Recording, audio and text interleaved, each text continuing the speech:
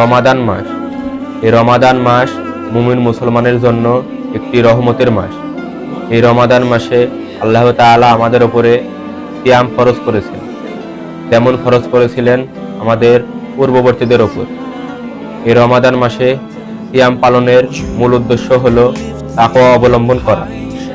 সিয়াম পালনের মাধ্যমে খারাপ অভ্যাস, হারাম কাজ পরিত্যাগ করতে পারলেই আমাদের এই রমাদান মাসে এই সিয়াম পালনগুলো আমাদের ইনশাআল্লাহ অনেকাংশেই সফল হব।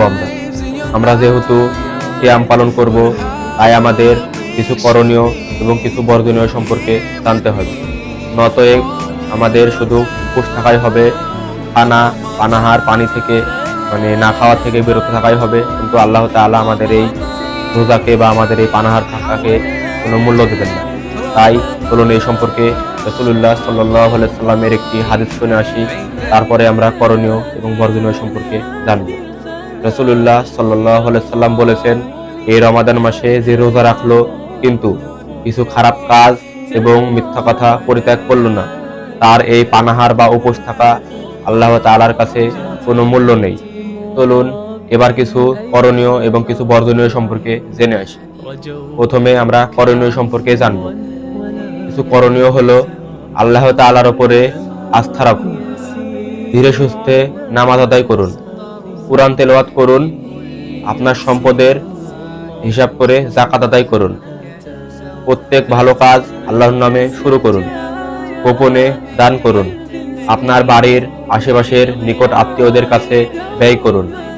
গরিব অসহায় মানুষের জন্য রমাদান মাসে ইফতার সাহারি ব্যবস্থা করতে পারলে অনেক ভালো হয়।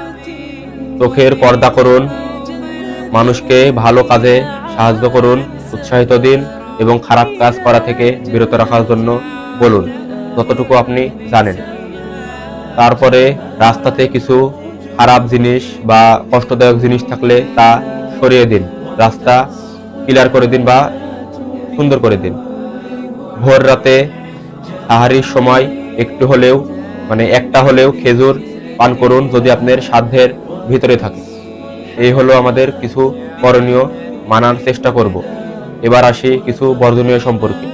টিভি সিরিয়াল, মোবাইলে নাটক, গান বাজনা, মুভি ইত্যাদি থেকে বিরত থাকুন। হারাম উপার্জন পরিহার করুন। ঝগড়া করা থেকে বিরত থাকুন, তর্ক করা থেকে বিরত থাকুন। আপনি যদিও জানেন যে আপনি সঠিক, তারপরেও আপনার পরিবার, বন্ধু বান্ধব, আত্মীয় স্বজন সবার কাছ থেকেই তর্ক করা থেকে বিরত থাকুন। মিথ্যা কথা ও খারাপ কাজ পরিত্যাগ করুন। মানুষের